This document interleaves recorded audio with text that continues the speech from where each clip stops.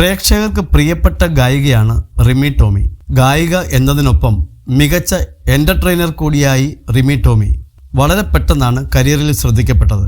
Stage ഷോകളിൽ നിന്നും പിന്നണി ഗാനരംഗത്തേക്കും റിമി ടോമി കടന്നു.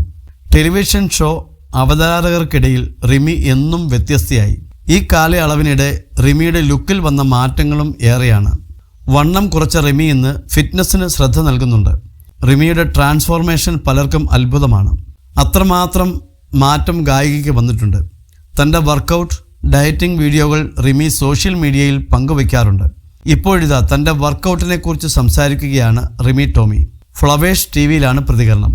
പണ്ട് സ്ലിം ബ്യൂട്ടി ആയിരുന്നു, പിന്നീട് നന്നായി ഭക്ഷണം കഴിച്ചു, പിന്നെ എനിക്ക് തന്നെ ഭയങ്കര ബുദ്ധിമുട്ടായി. സ്റ്റേജിൽ നിന്നും പെർഫോം ചെയ്യുമ്പോൾ തടി കാരണം ശ്വാസം മുട്ടും. സാരി ഉടുക്കുമ്പോൾ അതിനടിയിൽ ബെൽറ്റ് ഇടണം, ബെൽറ്റ് മുറുകി ഇറുകിപ്പിടുത്തം. തനിക്ക് പറ്റാതായി. ഇപ്പോൾ സാരി ഉടുക്കുമ്പോൾ സമാധാനമുണ്ട്. ബ്യൂട്ടി കോൺഷ്യസ് ആയിട്ടല്ല, ആരോഗ്യമുള്ളതും ആത്മവിശ്വാസമുള്ളതും ഇപ്പോഴത്തെ മാറ്റത്തിലാണെന്നും റിമി ടോമി വ്യക്തമാക്കി. ഇതെൻ്റെ മാത്രം ചോയ്സാണ്. ഞാൻ എന്നെ കണ്ണാടിയിൽ നോക്കുമ്പോൾ എനിക്കിഷ്ടപ്പെടുന്നെങ്കിൽ അതാണ് ശ്രദ്ധിക്കേണ്ടത്. അതേസമയം ഇപ്പോൾ വല്ലാത്തൊരു അവസ്ഥയിലാണ് താനെന്ന് റിമി ടോമി പറയുന്നു. 2018 തൊട്ട് ഇന്നുവരെ ജിമ്മിൽ പോകും. ജിമ്മിൽ വർക്കൗട്ട് ചെയ്താൽ മനസ്സിന് സന്തോഷവും ഊർജവുമുണ്ട്.